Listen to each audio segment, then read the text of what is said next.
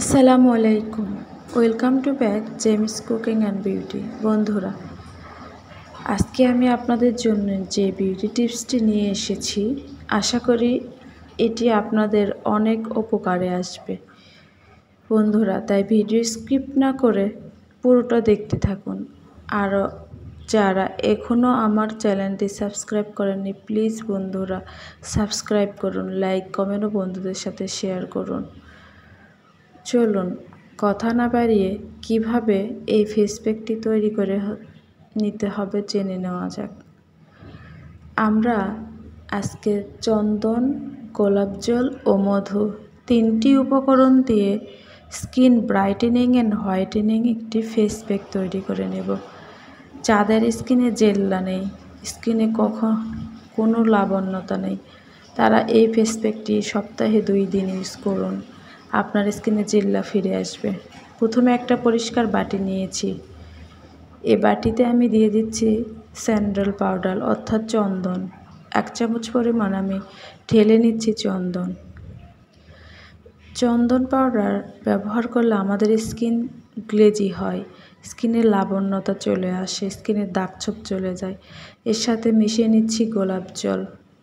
গোলাপ জলে রয়েছে প্রচুর পরিমাণে অ্যান্টিঅক্সিডেন্ট ও এমন কিছু উপাদান যা আমাদের স্কিনকে ফর্সা করতে সাহায্য করে, দাগছোপ কমাতে সাহায্য করে।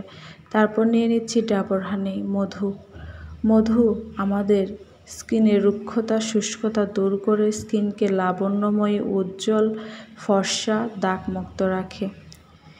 এই 3টি উপকরণ একসঙ্গে মিশিয়ে নিতে হবে, ভালো করে এভাবে মিশিয়ে নিতে হবে।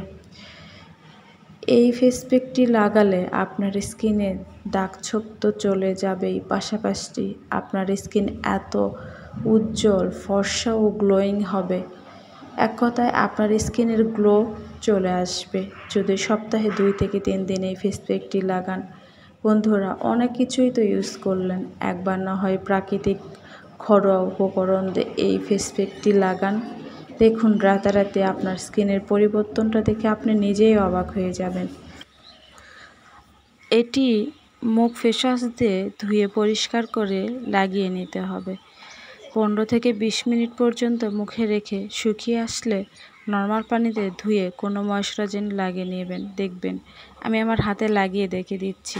এভাবে মোটা স্তরে লাগিয়ে নিতে হবে, একটা মোটা স্তরে লাগাইতে হবে, তাহলে স্কিন খুব গ্লোয়িং হবে।